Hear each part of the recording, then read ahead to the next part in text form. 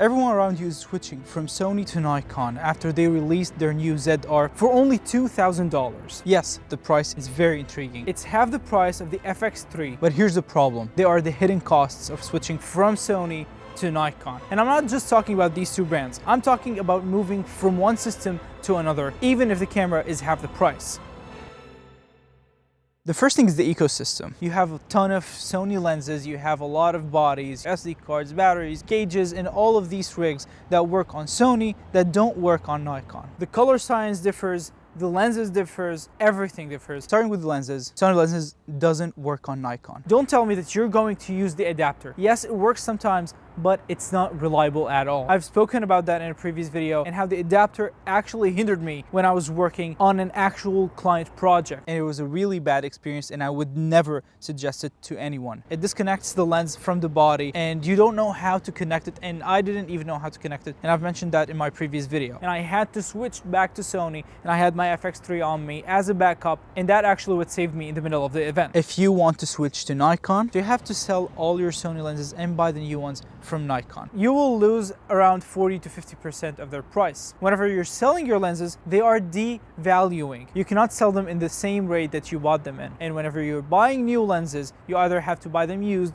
which there are not as many used Nikon lenses right now, or you have to pay the full price of a new lens. Second thing that doesn't sell at all, the cages. You cannot sell your cages because you need the grip. This camera doesn't have a grip and the ergonomics sucks. So you have to buy the small rig cage or the tilde cage that has the grip and add the grip to it and all of that kind of bells and whistles. It's up to you if you want to cage up your camera or not, but I usually put my cameras in cages just to protect them. You cannot sell your cages. You have to give them away with the camera, or even if you sold them and someone bought them, you will lose 80% to 100% of the price of the cage, because it's like your phone case. You never sell your phone and sell your case separately. You sell the phone and you give the case away. Same thing for your camera. I got my FX3 used and I got the cages with it for free, and I sold my ZV-E1 and gave out the cages for free. The next thing is the batteries. Sony batteries doesn't work on Nikon cameras. You cannot sell your dummy batteries. People won't trust a used dummy battery. This is not something that you can sell also because you've used them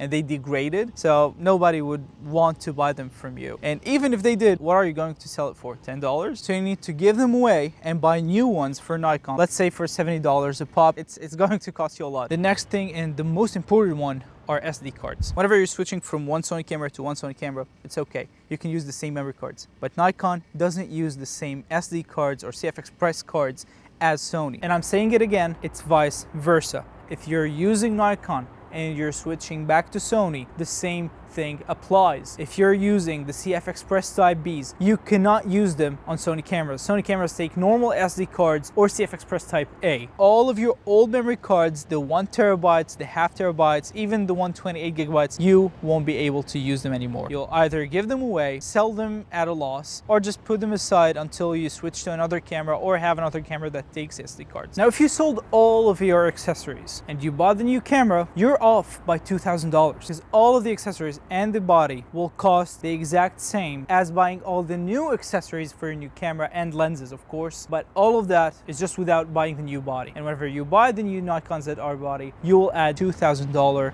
loss. So switching from one camera to another will cost you money. It's never like free switch. There's nothing called a free switch. So the question is, should you switch from Sony to Nikon, knowing that you will lose at least $1,500? You have to buy the accessories, you have to buy the ecosystem, you have to buy another camera, B-cam, because you cannot mix and match Sony with Nikon. It's very hard. The Nikon's producing an incredible 12-bit image while the Sony's producing 10-bit images. So it's never a smart choice to pair them together. Try not to let all the peer pressure that's happening on social media get you. If you have the job, and if your job requires Red Draw and requires the new Nikon ZR, it's an obvious choice. Make the switch and don't look back. This is the new technology. Go with the new technology. But if you don't go with the hype. Having Red Draw in a $2,000 camera is a flex. It's very intriguing. The file sizes are very heavy and you have to shoot H.265 most of the time, especially for YouTube videos, because Draw is going to consume a lot of storage. It's going to be hard on your camera to process, and it's going to be hard on your computer to process too. And H.265 on Nikon is not actually that good when compared to Sony. They're basically the same or even worse. The camera is fantastic. We've made a full comparison, fully detailed on YouTube.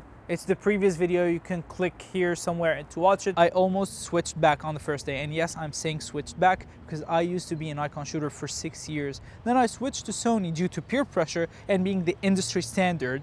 And then 2 weeks later, Nikon acquired Red. So yeah, I kind of regret a part of that, but it's okay. Sony served me well and I like their products. Don't follow the hype if you cannot afford it or if you don't have the job. And don't say that I will get the job whenever I get the camera.